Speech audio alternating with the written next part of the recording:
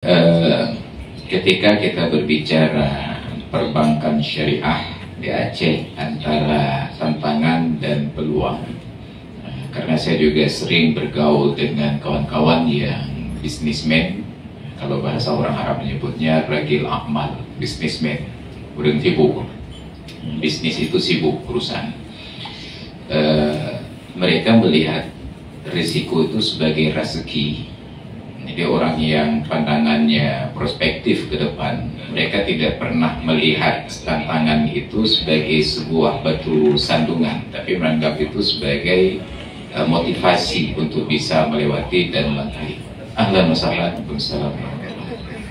Ustaz Irawan Abdullah, dan beliau ini juga warga negara Ceku. Ketika melihat peluang dan tantangan, orang biasanya baru berani menghadapi tantangan ketika perjalanannya itu sudah stabil. Kalau belum stabil menghadapi tantangan, itu racun dalam kehidupan. Maka manusia diberikan ujian, diberikan kapasitas. Labud dan minat tamkin, minal ibtila qabla tamkin. Tidak boleh tidak, mesti ada ujian dulu sebelum sampai pada tahap kemapanan. Jadi sebelum ada ibtila, tentu ada pemateri sebelumnya. Orang ikut ujian itu tentu sudah harus menjalani pendidikan, baru ikut ujian. Setelah selesai ujian, yang mampu melewati baru diberikan kedaulatan, kekuatan. Makanya Imam Syafi'i menulis sebuah risalah itu, labudda minal ibtila qabla tamkin. Tidak boleh tidak, mesti diuji dulu, baru diberikan kekuasaan ataupun kewenangan. Perbankan itu sesuatu yang tidak ada di zaman Rasulullah, sahabat, tabi'in dan tabi'in. Jadi secara harfiah bank ini bid'ah, wa kullu bid'atin dhalalah. Bid'ah ini nggak ada di masa generasi salafus saleh ini. Ini kita berdiskusi tentang bid'ah. Tetapi praktek-praktek di dalam perbankan itu mengandung unsur taklif. Ada praktek utang piutang, sewa menyewa, upah mengupah, titipan, kemudian gadai dan lain sebagainya. Itu ada prinsip-prinsip yang praktek amalan yang ada di dalam Islam. Hanya saja karena bank ini berkembang dari tradisi Barat, Eropa, Amerika, kemudian Islam menyesuaikan. Jadi hadir belakangan, tetapi mekanisme di dalam Islam itu sudah sangat mapan, cuma teradopsi ke dalam sistem perbankan itu kemudian. Jadi menariknya ketika akhir-akhir ini banyak pihak yang menggugat di Aceh ini tidak boleh hanya berlaku single banking system. Sebenarnya mereka bukan alergi single banking system, hanya alergi kalau yang single banking system itu sistemnya Islami. Buktinya 75 tahun single banking system di Aceh, di Indonesia, nggak ada yang protes. Dulu kan cuma konvensional saja, nggak ada syariah. 75 tahun nggak ada yang protes. Kenapa di Indonesia ini hanya single banking system, hanya bank konvensional saja. Tapi begitu di Aceh kita terapkan single banking system yang syariah, langsung digugat seluruh Indonesia. Maka inilah, mereka bukan alergi single banking system, mereka hanya alergi syariah banking system. Itu kalau kita ambil asumsi dari awal. Sekarang kita sudah 20 tahun di dalam perjalanan syariat Islam di Aceh. Persoalan kita adalah syariat Islam ini tidak masuk lewat pintu depan, masuknya lewat pintu belakang. Sehingga tahun 2003 saya pulang kuliah liburan dari Al-Azhar, diundang untuk menyampaikan tausiah asar di Musalla Dinas Syariat Islam. Saat itu dipimpin oleh guru kita Prof. Aliasa Abu Bakar. Saat itu saya masih fresh from the open, bantu dari pabrik. Dalam kesempatan itu saya buka, kenapa syariat Islam di Aceh itu dimulai dari hukum cambuk, tidak dimulai dari persoalan tentang akhlak dan adab. Padahal kita tahu dakwah Rasulullah itu dimulai dari akidah dan akhlak. Syariah itu 13 tahun kemudian setelah Rasulullah hijrah ke Madinah. Nah ternyata kita tidak pernah berbicara tentang akidah dan akhlak, yang ada hanya hukum cambuk. Maka sekarang saya buat anekdot, mungkin karena kitab fikih itu disusun 4 rubuh, mulai dari rubuh ibadah, rubuh muamalah, rubuh munakahat, dan rubuh jinayah. Rubuh jinayah itu paling akhir, dan di akhir sekali baru berbicara hukum qisas, hukum cambuk, dan lain sebagainya. Tapi karena kitab Arab dibaca dari kanan ke kiri, sedangkan kita membaca dari kiri ke kanan, ketemulah bab cambuk dulu. Jadi bukan bab ibadah dulu.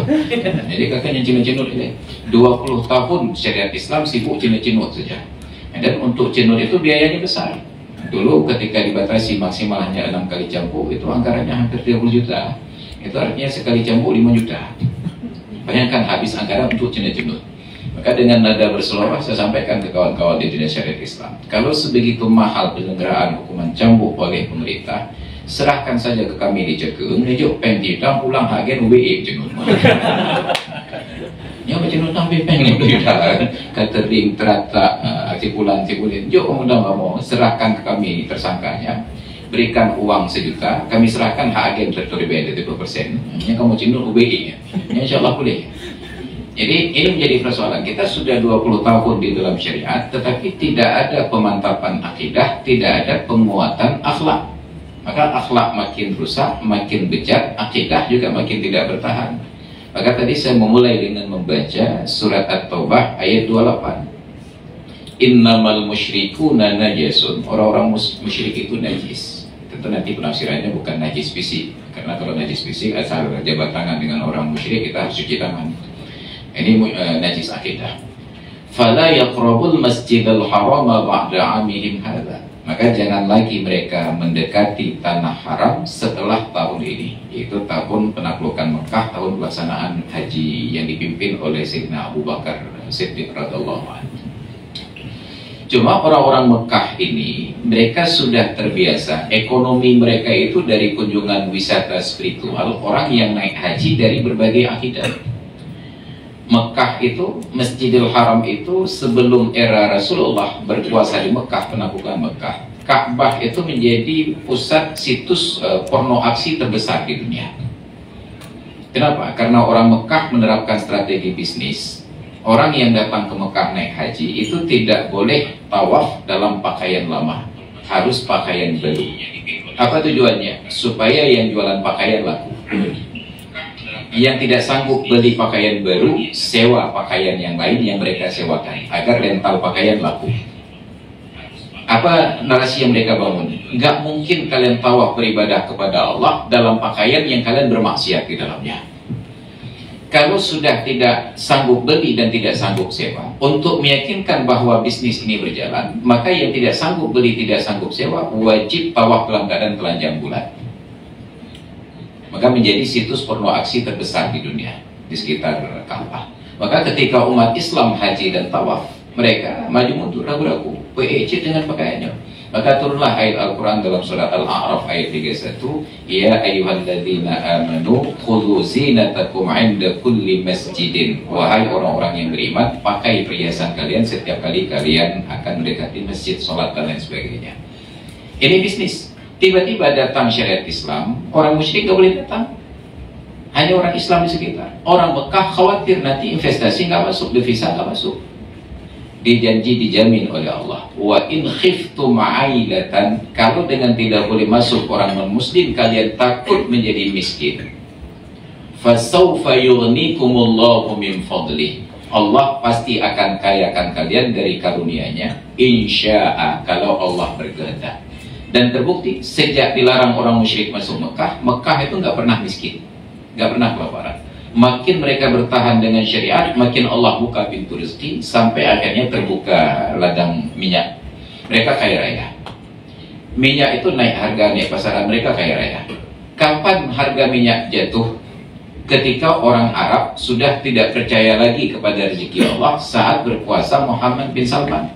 Dia khawatir bahwa migas di Arab itu tidak sanggup lagi untuk menunjang subsidi di masa depan, maka dikembangkan ekonomi kreatif, dibukalah wisata-wisata yang nauzubillah, mulai dari konser, kemudian perjudian dan lain sebagainya. Saat itulah kita mengenal bahwa harga minyak jatuh ke bawah titik nol. Harga minyak di bawah titik nol. Apa bahasa sederhananya? Artinya kalau kita beli minyak kepada orang Arab terpaksa bayar ke kita di bawah nol.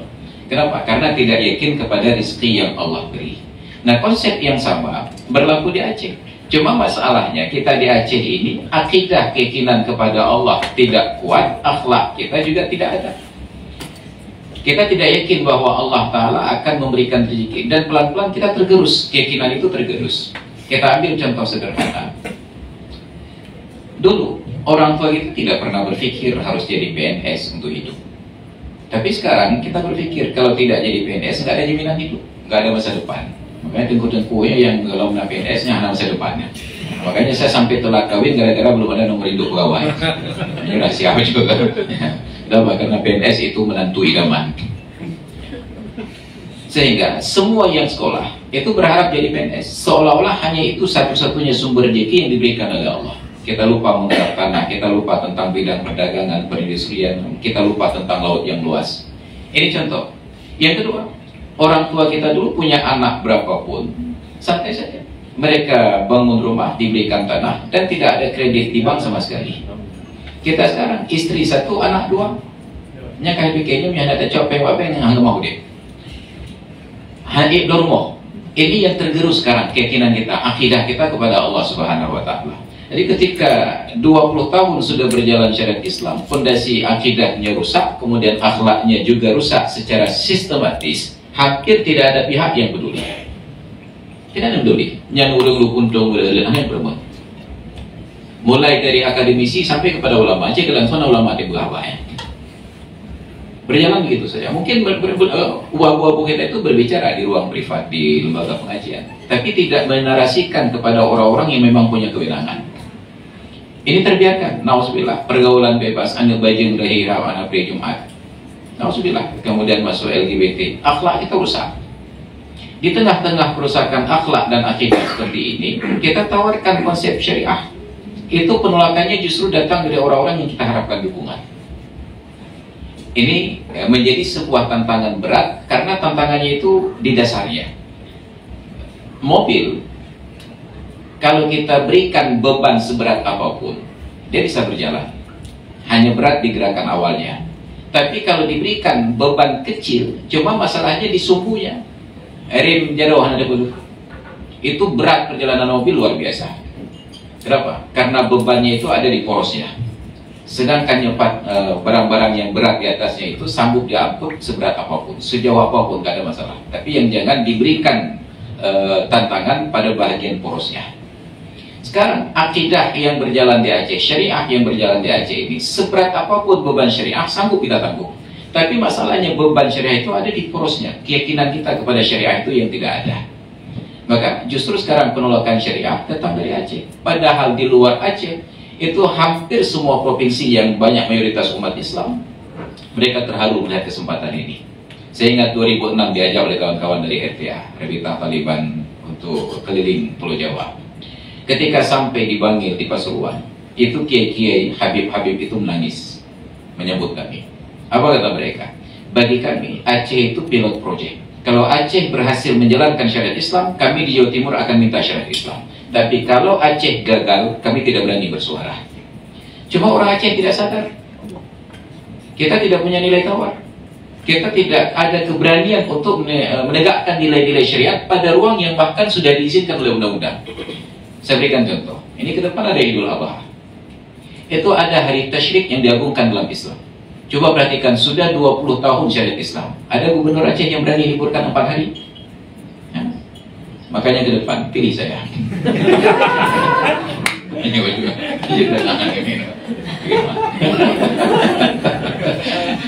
Ini persoalan sederhana. Bali tidak punya undang-undang khusus, tapi yang hari raya Nyepi, mereka sanggup liburkan 7 hari. Tidak Jumat Rio, padahal tidak ada undang-undang khusus. Secara nasional hanya libur 1 hari, hari raya Nyepi. Ini Idul Adha di depan, hari Kamis kemungkinannya. Sabtu dan Ahad sudah libur. Coba perhatikan, berani nggak pemerintah Aceh liburkan 1 hari di hari Jumat? Maka kalau pemerintah Aceh tidak berani, sudah sepatutnya kita kirim rok dengan jilbab ke Soknya Utama, karena agama limau. Ini contoh sederhana. Kita tidak berani menggerakkan ruang syariat tersebut. Maka di dalam Islam, ekonomi itu adalah jurus yang paling efektif dalam berdakwah, sehingga Nabi paling mengkhawatirkan kemiskinan terhadap umatnya. Kadal faqiru ayyakuna kufran. Hampir-hampir saja orang fakir terjerumus ke dalam kekufuran. Maka untuk menggerakkan supaya masyarakat bergerak bisnisnya, ekonominya, perlu sentra-sentra keuangan. Dulu ada Baitul Mal. Baitul Mal dulu itu lembaga yang menjalankan semua fungsi keuangan, gaji pejabat di sana, modal kerja di sana, modal fakir miskin di sana. Tapi hari ini bahkan kepala Baitul Mal harus mengambil gaji di lembaga yang lain. Sehingga tumbuhlah bank-bank. Bank ini dari tradisi dari sistem bisnis yang dibangun oleh orang non-muslim. Tapi Islam tidak anti terhadap bank, karena segala hal yang baik di luar agama Islam, di dalam Islam selama tidak bertentangan diadopsi. Yang parah yang tidak boleh dalam Islam adalah tentang ribanya. Tapi bank tidak boleh identik dengan riba, maka ada sistem perbankan Islam yang bebas riba. Secara teori sudah sangat syariah. Cuma persoalannya, secara praktek belum sepenuhnya syariah. Tapi bagi kita yang belajar di daerah, ingat kaidah ma la yudraku kulluh la yutraku kulluh. Kalau nggak dapat semuanya, jangan pula ditinggalkan seluruhnya. Masalahnya kaidah tinggal kaidah, praktek tinggal praktek. Maka kita justru yang dari pesantren yang menistakan itu syariahnya, syariah. Lalu kita keluarlah narasi-narasi yang justru ditentang dalam surah Al-Baqarah ayat 275. Alladzina ya'kuluna ar-riba la yaqumuna illa kama yaqumul ladzi yatakhabbathu asyaitanu minal mas. Mereka yang makan riba tidak mampu berdiri kecuali seperti orang yang kesurupan diganggu setan. Kenapa? Dzalika bi annahum qalu innamal bai'u mislur riba. Itu karena mereka menganggap jual beli itu sama saja dengan riba. Jadi ketika kita perluas analoginya, ketika kita katakan apa ini, bank konvensional, bank syariahnya terbalik lagi bank konvensional, cuma beli.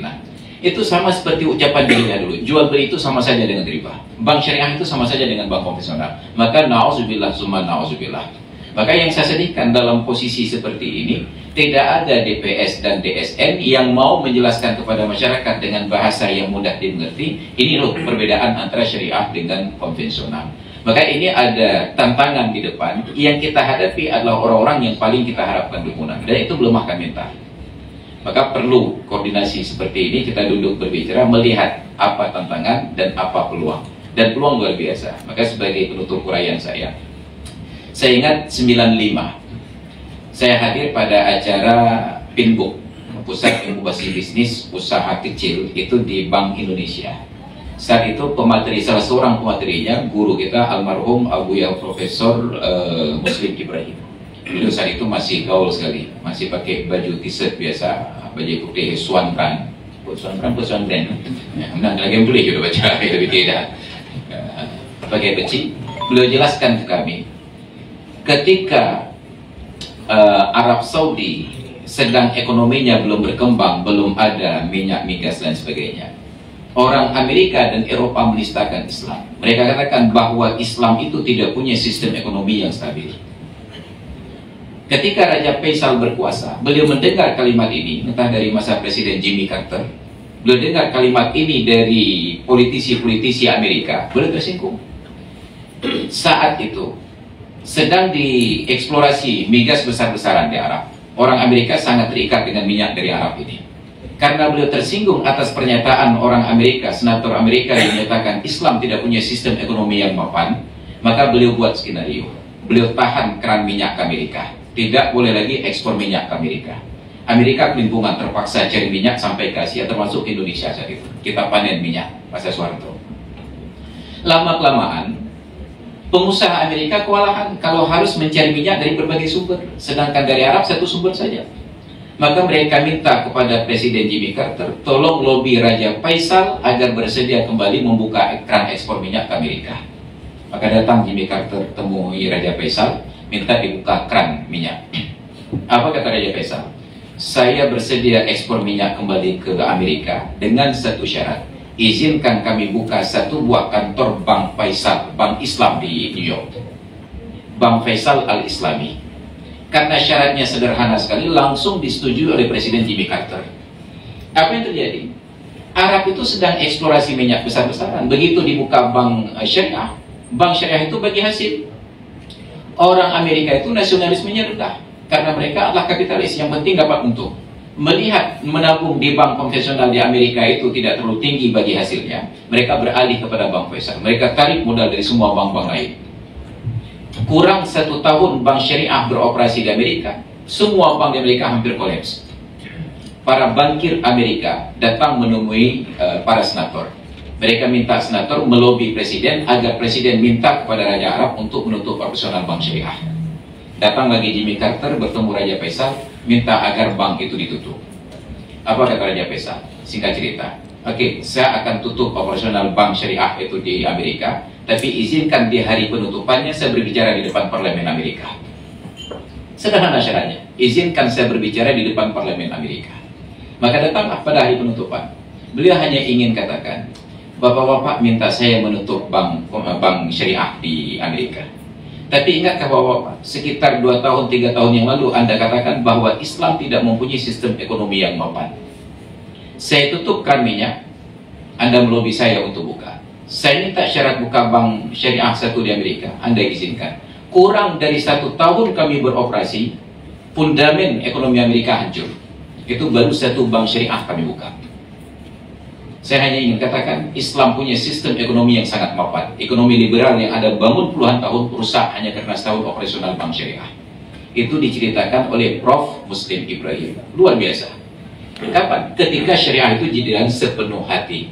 Sekarang, kendala kita di Indonesia, bank syariah, sesyariah apapun yang mengawasi bank syariah adalah BI yang non-syariah dengan OJK yang non-syariah. Maka untuk mensyariahkan bank syariah sepenuhnya, syariahkan BI dengan OJK. Untuk mensyariahkan BI dengan OJK, maka syariahkan Komisi Ekonomi yang ada di DPR RI. Dan untuk mensyariahkan Komisi Ekonomi di DPR RI, syariahkan orang yang memilih anggota dewan tersebut. Maka menyikir pada nyolewo. Oke, baik hadirin sekalian yang dirahmati Allah, demikian sekedar provokasi dari saya. Terima kasih. Assalamualaikum warahmatullahi wabarakatuh.